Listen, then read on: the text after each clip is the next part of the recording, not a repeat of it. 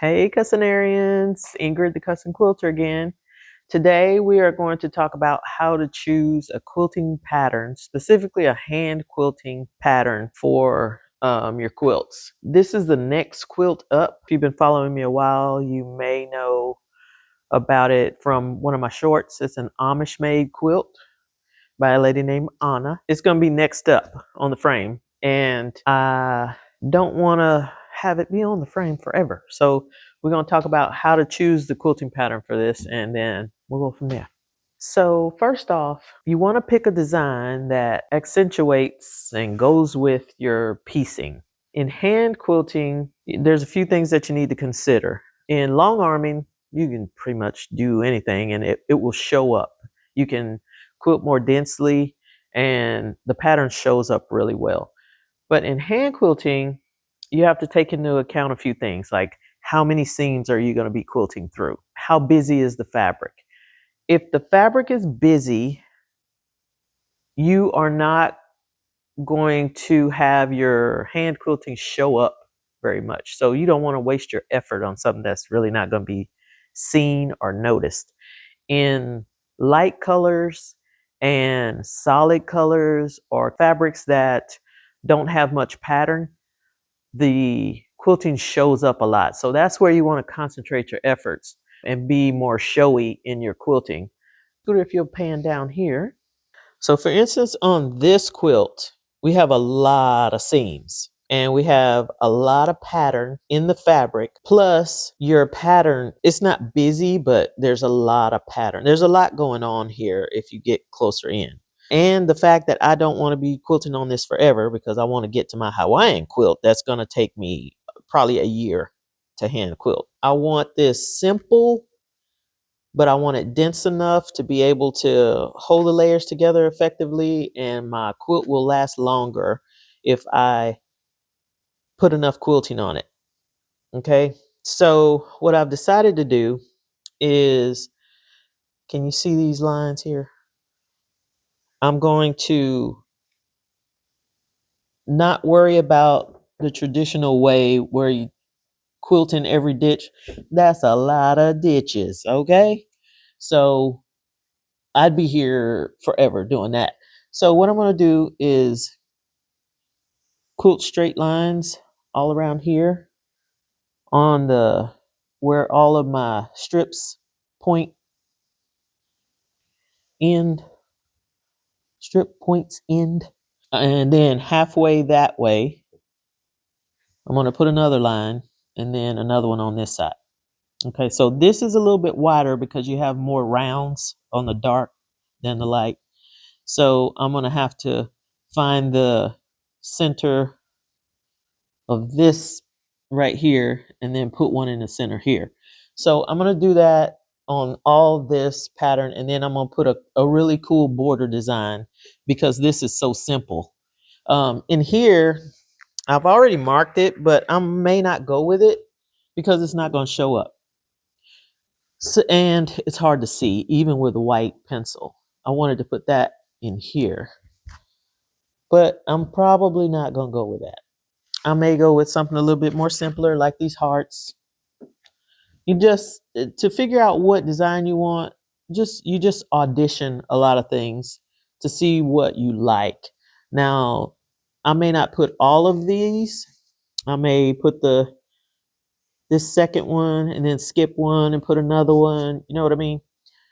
We'll see. But you can hardly even see this design in here. And when I quilt it, you're probably not going to be able to see it. I want something a little bit focal pointy-ish in here. So I still haven't decided yet, but I may go with this. We'll see. And then for the border designs, I brought out all the border designs that will maybe fit so I can audition those. Now let's let you see those before we move the quilt. And I want something that will look good, but not take me forever. That's the corner of this. Clamshell, you can't go wrong with that. That works on every pattern. And here's some cool feathers. And this is another feather here that I could make work. That one. And then feathers and I don't know what you call that. Feathers and rose, I guess. No, that don't even apply. I don't know how that got in there. There's another one. This is just a different size than the other one. And then here's it's kind of a sunflower one. That's pretty cool. All right, so we're going to move the quilt down, and then I'll show you which one I picked. All right, here's a close-up. You can barely see it, but see how this pattern, we have a lot of pattern here, but it's not a big pattern. So the quilting will show up good on here. You can hardly see the markings. I tried marking with white, and it just didn't work out. I may have to try a silver pencil or whatever, but while I'm quilting, I can see this. So I did my Leonis water-soluble marker. This is the pattern that I chose right here. And I was more that way. Okay, so I'm going to quilt in the ditch here and here, and then put this in the middle of, this is for the corner, but in the middle, I've marked here and here. Can y'all see that marker right here to help me align with this right here so I can keep it straight. That's just a little tip. I just put a little Sharpie marker there, and then I'll hold it down and mark. So I've already marked all the way around. This was also a contender right here, and this would be the corner. See that there? But again, I don't want to be on this forever. So I just picked this one because the rest is simple also. So there's so many designs that you could put on here, but you really do in hand quilting need to be careful what you choose, because hand quilting through all of these seams all the time is rough on your hands, and your stitches don't look as good going through a whole lot of layers. You have to stab stitch a lot and all that. So I'm trying to avoid that to get this one done. And it's going on my bed as soon as I get done. I love it. But I didn't choose this one because I want to be done quick with this quilt. So this one, clamshell, like I said, or Baptist fan is whatever it's called. I think it's Baptist fan. Yeah, it's right here. Duh. I thought about putting this on there, and it would look great. It would show up good on here. But again, it would take me longer than the other design. So that's the reasoning behind my my choices.